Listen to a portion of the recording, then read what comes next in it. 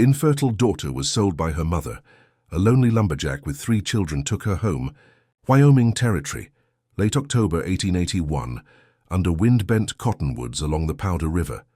The rope burned Nora Ellis's wrists as her mother yanked her up onto 2 sugar barrels and a plank that had seen too many boots.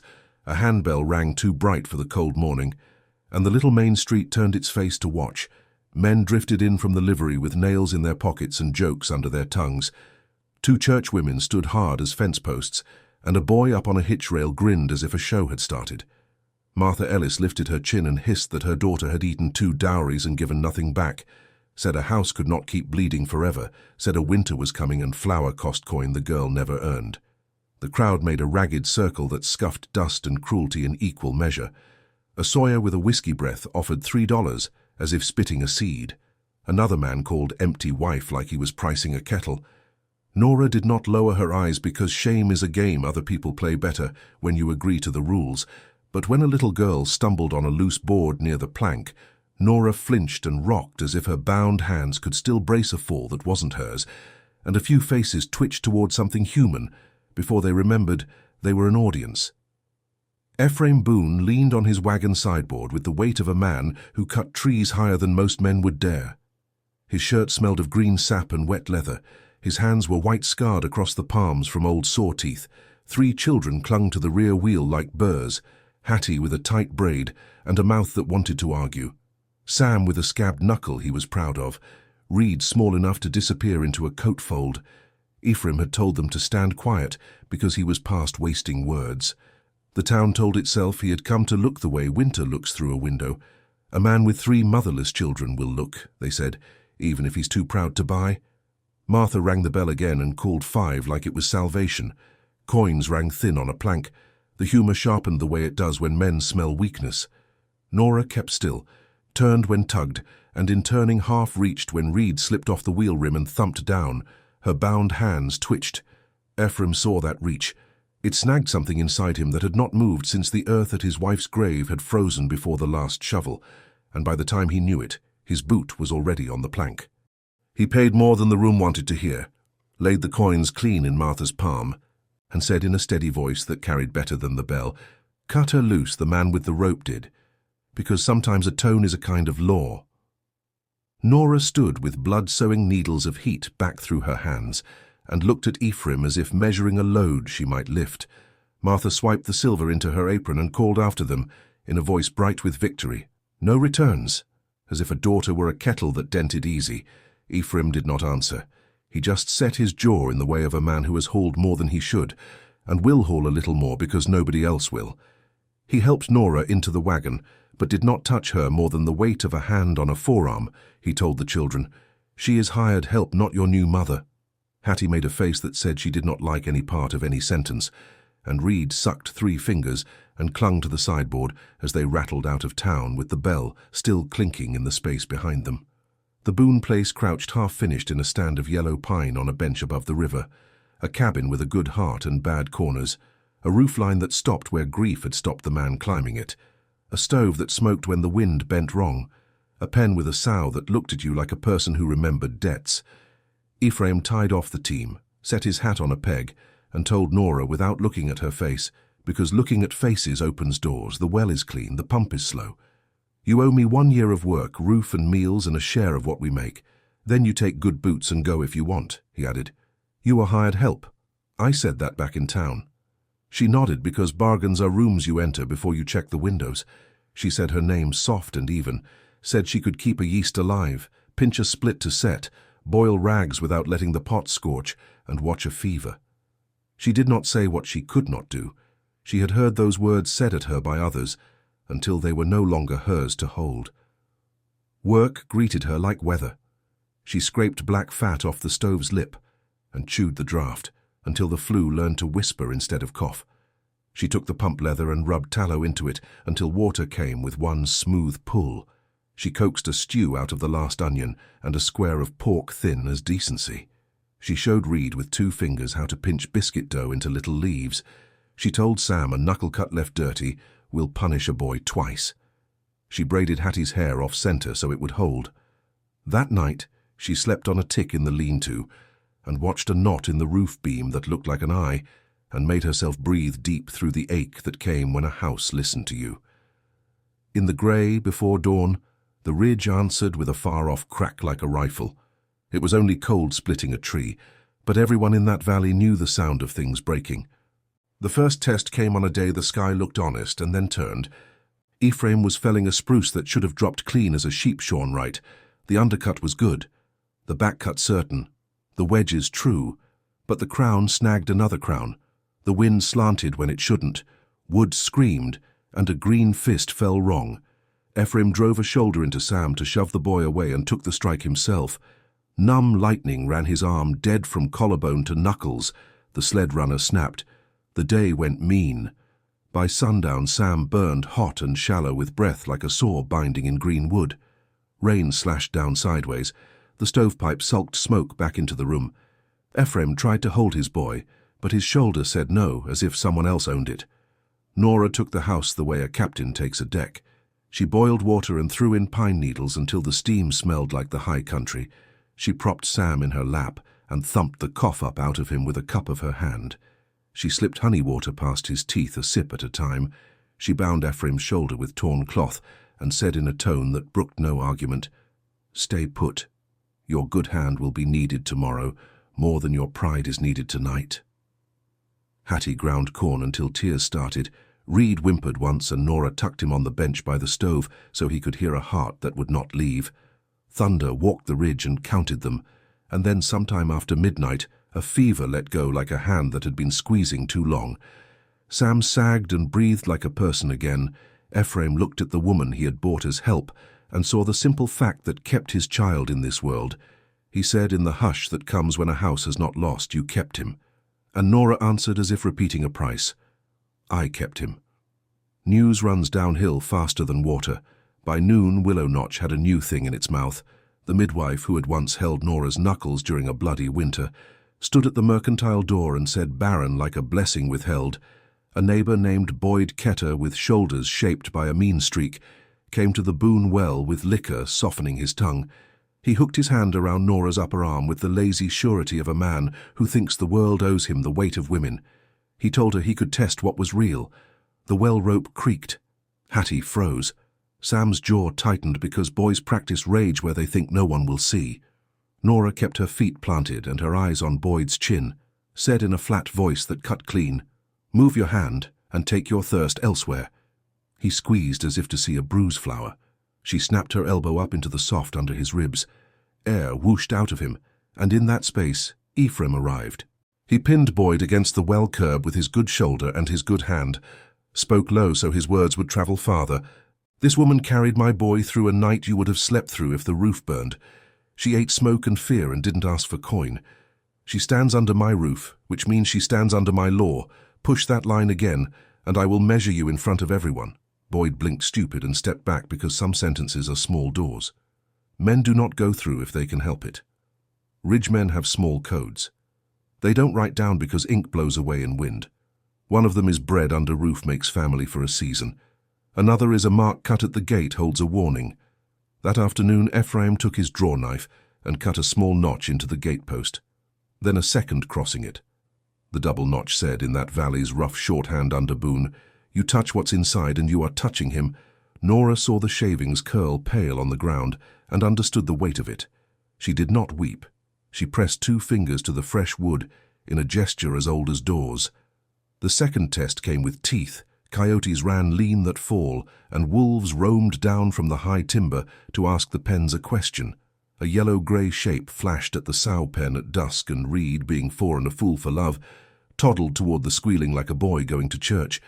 Nora ran with a wet blanket out of the trough and slapped it onto wire. Steam rose. A snarl spit back from the dark. Another shape tensed. Hattie threw rocks with a fury that made the air whistle. Ephraim came with a pole and drove the wolf back and then back again until it decided the sow had too many friends tonight. When the yard went quiet, Reed grabbed Nora's skirt and hid his face and said a small word he had never been permitted, because names have rules. He said Ma. He said it in front of the pen and the dusk, and the girl who wanted a mother like a thirst wants a river, and the boy who had lived next door to death and was tired of sleeping on its porch. Nora closed her hands in his hair and did not move them for a long while. Ephraim stood a few feet away, covered in dust and the day's fight, and did not speak because silence can be a vow more than noise ever is. After that, the house changed its sounds. Small things moved to make space for a new shape of life. Nora put a dented cup on the mantel, and Hattie started placing wildflowers in it. Whether Nora wanted fuss or not, Sam began to bring his sums to her without being told. Ephraim started walking home in a straighter line because there was a home to aim at. Martha Ellis came once, stood in the yard like a woman who realized she had sold the wrong thing and could not buy back what had been bought. She said the word daughter and waited for a quarrel she could win. Nora said Mom with a courtesy that stopped at the yard gate. The two looked at each other and the pieces that would never fit again. Martha left with her face held together by pride, the way a bad fence is held together by twine. The third test came with men who had been watching and decided to act. Boyd Ketter awoke to his own humiliation and decided he needed to stain somebody else to feel clean. He brought 2 cousins one night when the wind carried the smell of snow. They came in quiet, the way fools think quiet makes them smart. They cut the gate rope and pushed through with their hats down as if hats could make them invisible. Nora heard the hinge complain, because a house tells you its news, if you have lived inside it with your ears on. She took Reed from beside the stove and slid him behind the flour barrel and pointed Hattie to the iron skillet. Sam lifted the old single shot off its hooks and held it with both hands so it would not tell the room how heavy it felt. Ephraim stepped into the doorway with his bad shoulder already complaining. Boyd said, "We come for the girl you bought like a plow." Men laughed small to make themselves bigger. Ephraim said, "Only this. You will not cross another board inside my house." Nora took 2 steps so she was beside him, not behind because position is language too. Boyd swung first because Boyd always would. Fists are easy until they meet men who have carried real weight. Ephraim's good hand met Boyd's cheek like a hammer. The cousin on the left lunged and met the skillet in Hattie's hands and learned how iron can speak. The cousin on the right grabbed for Nora and found himself with a knitting awl in the soft meat of his palm. He howled without any dignity. Sam cocked the single shot and shouted a single syllable that made the room hear the future. No, which is a word full-grown men need to hear from boys sometimes. The fight fell out of the intruders then because a house that knows what to do is a kind of trap. They stumbled back into the yard, and Ephraim walked them to the gate and did not raise the gun, because there are some lines you keep clean for yourself. The unwritten law tightened then. As laws do when people test them, the notch on the gate might as well have been a cross on a church door. Even men who did not like Ephraim or Nora could not look at it without their stomachs telling them to mind what it meant. Winter set its shoulders like a team into the valley and pushed. The river narrowed under a lace of ice. The stove ticked at night while wood settled its arguments. Nora's griefs woke her and laid a cold hand on her chest. She went to the door some nights to breathe air that asked for nothing. Ephraim joined her sometimes and said nothing until the stars decided his tongue could move. He said once in a voice that felt like he had sanded it smooth so it would not catch, "If you want vows spoken, we can speak them. If you want vows made in work, we have made months of them," Nora said. "I want both." And he nodded, as if agreeing to plant something you know won't break the first wind that hits it. When spring pulled its knife through the river ice and the powder ran bright again, Willow Notch had shifted without meaning to. Folks said "ma" to Nora without checking who else heard. Hattie argued less because some fights are hunger dressed as opinion. Sam grew taller without asking permission and learned to turn his anger into work. Reed told the sow stories and knew a door would open if he knocked at it with both fists. The cabin smelled like coffee and sweat and yeast and the kind of safety that has a cost you pay gladly. Martha did not return. Boyd kept to the far side of the street, and the midwife found another woman to say Baron to, because some people only feel warm when they stand near other people's fires and throw small buckets on them. The last hard thing came the way the worst of them do, edge-on and sudden. A blue-bellied thunderhead shouldered over the ridge in late afternoon. Wind ran hard from the west and flipped the world inside out. A dead snag high on the bench lost its patience and let go. A fir trunk half rotten at the heart started to fall in a direction nobody would have bet coin on. The first fat drops hit dust and turned it into smell. Ephraim heard the wrong sound and knew. He shouted outside without wasting words and dove for Reed with his body. Forgetting about hurt, the tree came down as if driven by a hand. It took the lean-to roof and threw it like a card. The stovepipe tore and coughed smoke and sparks. Wind pressed flame to wood, as if kissing something it wanted to own. Rain came too late and too slant. Hattie screamed once like a whistle and then got under it. Sam dragged the water barrel inside and kicked the top off, and they sloshed a river where the kitchen had been. Nora went low through sparks and old anger, and found Reed under a fallen brace with his foot pinned. The world narrowed to the size of a knot she had to work loose, or a boy would leave forever. She braced her shoulder under the beam and pushed with a sound that had no word attached to it. Ephraim heaved beside her with his good arm, while his bad arm burned like a lie. The beam lifted a finger's worth. She dragged Reed clear. A wall gave up and the roof thought about coming with it. Fire licked up the rafter end like a fox on a hen. Ephraim yelled the one order that makes sense when a house is deciding what it will be: out. And they went, carrying Reed and pulling Hattie by the elbow and shoving Sam, and then turning to face the thing they might lose. They formed a line, because that is what families do when wind and flame announce themselves like kings. Bucket from the trough to the doorway to the blackening shelves. Wet blankets flung and flapped until smoke coughed and then thinned. Neighbors ran up the slope with their hats in their hands and their guilt intact, because people who have laughed at you do not mind saving your roof if it looks good on them. Ephraim took the ridge side. Nora took the door. Sam fed her buckets, as if the motion could make him a man faster. Hattie kept Reed under a soaked quilt and told him stories she made up from nothing to keep his mouth open and air moving. Lightning cracked so close it rang their teeth, and then the wind broke like a gamble gone wrong, and the rain turned heavy enough to mean it. Flames hissed and stepped back. The roof sagged and held. Smoke leaked and then only steam. The house did not die. They stood in the yard looking like people who had been pulled out of the river by the river itself, and neighbors who had come running found themselves looking at their boots. Because there was nothing left to say that did not sound small, Ephraim put both hands on the door jamb and lowered his head, and then lifted it again with a slow pride. Nora saw that and felt a new piece click into the shape of her life. What remained of the lean-to went into a stack of kindling and a pile of lessons. The stovepipe was patched and braced, the rafters sistered with fresh boards. The notch at the gate got a second, cleaner cut across it. Hattie climbed onto a stump where the old beam lay and announced to a passing dog in the sky that this was home with a capital H.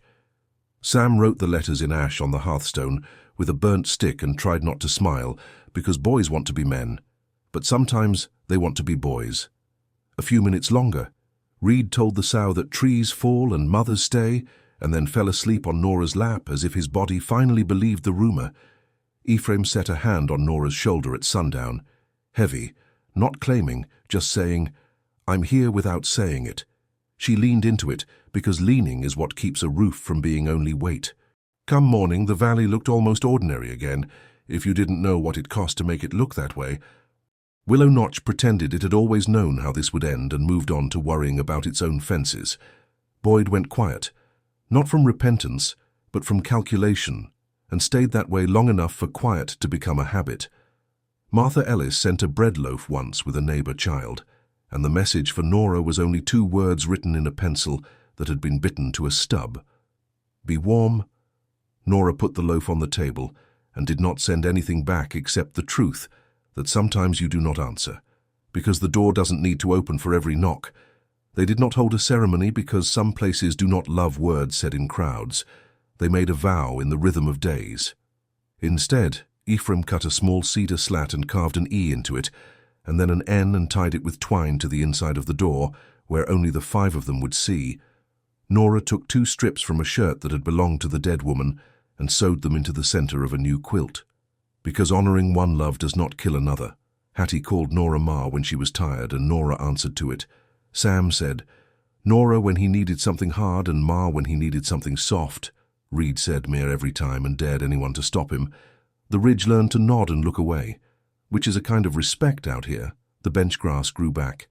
The sow had piglets that squealed their way into spring, and from the road a stranger would have seen nothing but a cabin with a good roof line and smoke going up in a line that did not stagger.